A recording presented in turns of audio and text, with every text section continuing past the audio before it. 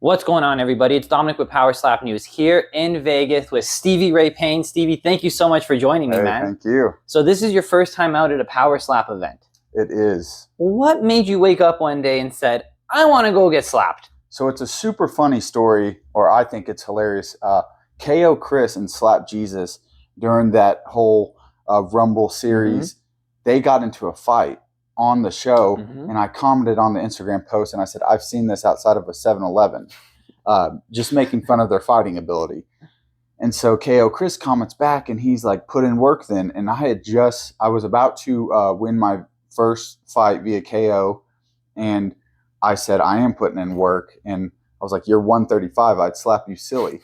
Well, then Iron Giant MMA decided to comment, and he said, fight me then. And I said, hey, win or lose, I'm here to put on a show. And then we started talking in the comment section, and then I DM'd him. He sent me the application. I signed up, and I was actually supposed to be on PowerSlap 2, but I took a short notice fight for Fury FC in Houston, won that via TKO, and then I moved to Hawaii. I get a random message from PowerSlap, and they were like, hey, are you clear? Are you good to go? And they were like, come be on the show. And I was ecstatic. I was like, this is going to be amazing, a great opportunity. I get to come to Vegas. International Fight Week. Yeah, couldn't write a better story for me. Yeah. So you got there via like a little bit of shit talking on Instagram, kind of paved the way for you, because I know a lot of people are out there on the social media trash talking the slap guys, right? And they're firing back. But you were ready to put your money where your mouth is. Exactly. You're like, I'm not just talking shit. I'm here for it. Tell me more about this MMA that you were doing. How long have you been doing MMA? So I've been doing MMA just around 2 years. I'm currently 1-0 kickboxing, 1-0 MMA, regular, and I'm about to do a title fight in Oklahoma next month for Martial Combat League. And after I take that title fight, I'll most likely announce that I'm going pro. And then try to go pro in February next year. But I want to be the first PowerSlap guy. So this opportunity is huge for me, because after I go out there and I hit my guy and he drops, I'll have that under my belt, and then I'll be able to come to another PowerSlap event. But then I'll get to start working my way up, maybe be on the Contender Series, get to be on a UFC prelim, and then I could bounce back and forth. Because, you know, training for martial arts, you're training to throw a slap. I can add that into my training. And so I feel like I would be the first person to be a UFC fighter and a PowerSlap fighter. So you really want to bounce between both worlds. You're not looking to commit to one right now. No, I want to be multifaceted. I just did the Gordon Ryan seminar in Honolulu for jiu-jitsu, so I also want to compete heavily in that as well. And I just want to be known as a heavyweight, the most active heavyweight in martial arts history. Yeah, it sounds like you're doing a slew of things, kickboxing and jiu-jitsu. So ideally, when you envision how this plays out, it's you, PowerSlap belt, UFC belt, each shoulder kind of walking through. Yes. That's the goal. Yes. That's an awesome goal. I haven't heard that one yet, man. That's the first time I've heard someone say they want to do both. You know, Connor did the double champ thing, and then that paved the way. I want to be the first guy that's the PowerSlap and the heavyweight champion, and just, you know, have both those on my shoulder, be able to walk around with a big chest and just be like, hey, man, I started from the bottom just like everyone else. So tell me, so when you've done this, you competed before. Any big lights, big cameras, any of that kind of stuff? Yes, both of the promotions I fought for, they had an amazing production. And then for Fury FC, they did their UFC Fight Pass. So the main card was on Fight Pass, but I was on the prelims. But it was that, you know, big fight feel, doing all the media beforehand, getting to do the shadow boxing, get the pictures and everything. So I've got a little bit of that experience, but nothing like this. I mean, I went to the PI today to train, and it was just, I got to meet Forrest Griffin, who is, you know, my all-time favorite. Super cool. And he was showing me some things, and I got to like kind of chat. I didn't hit the cube there. I hit the cube the morning of when I went to the Apex.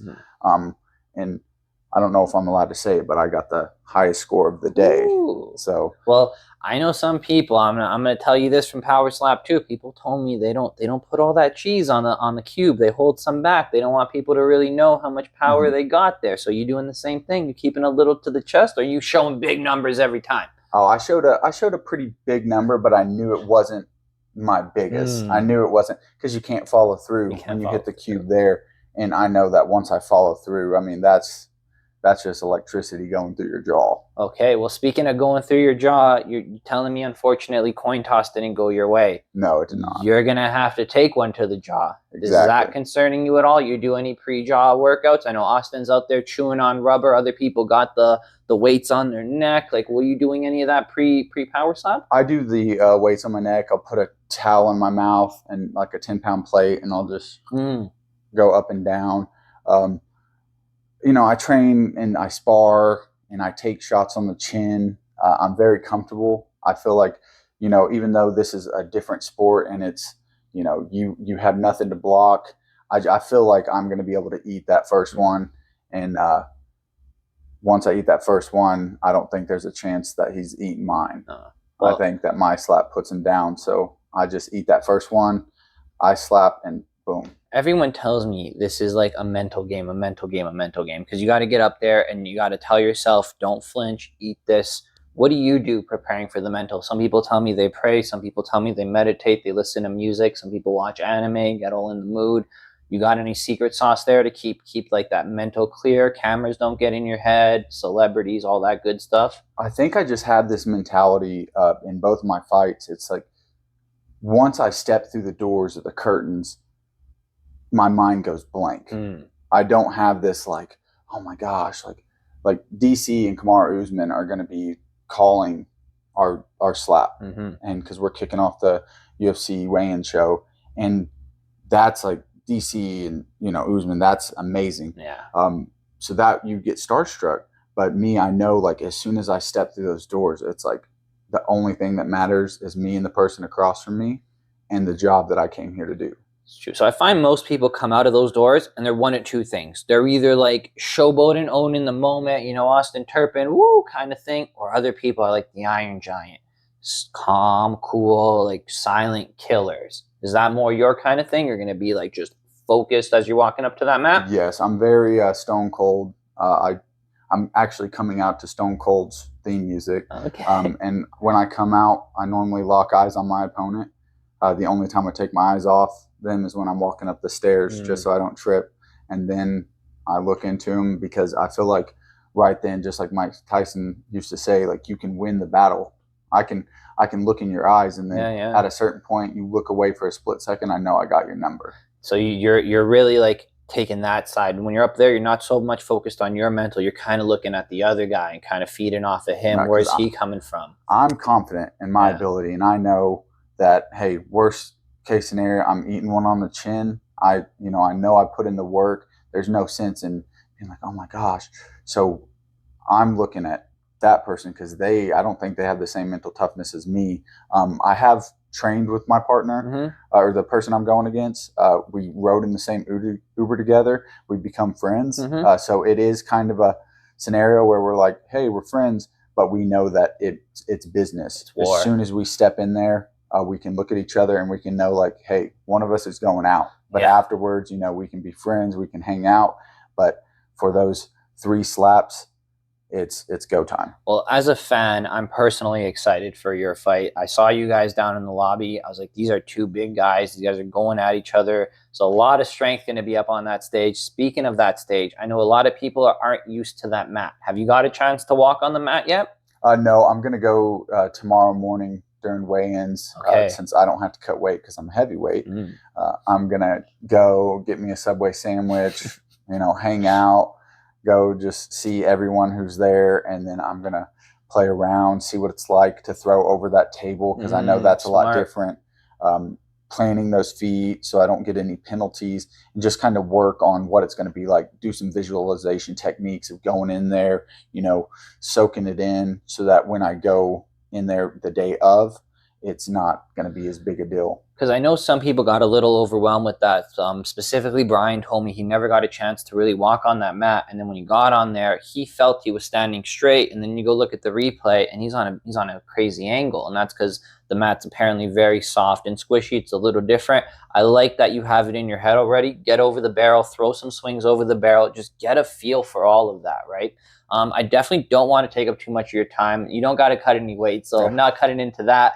But anything special planned for Wayne's? You're going to come out eating some ice cream like we saw the Slap for Cash eating like the butterbean, you know, anything like that? No, not this go around. You know, I'll develop my personality a little more as I go through. But this one, I really just want to soak it in and use that time to just, you know, be in it. This is an amazing opportunity for me. I get to, you know, be in front of people that I've idolized for years, and so whenever I step out there, I just want to be able to soak in that moment and just feel all that energy and soak it in, and you know, not worry about putting on some show, because you know, some people, they go put on the show and then they get put down. So well, I don't want to take up too much of your time. I want to let you get back out there, enjoy a little bit of Vegas before the fight. Sounds like you don't got too much prep to do, just maybe a little like meditation, whatever you're going to do for yourself, and then enjoy the Apex a little bit. I mean, the Performance Institute a little bit more, sauna, ice bath, all that good stuff.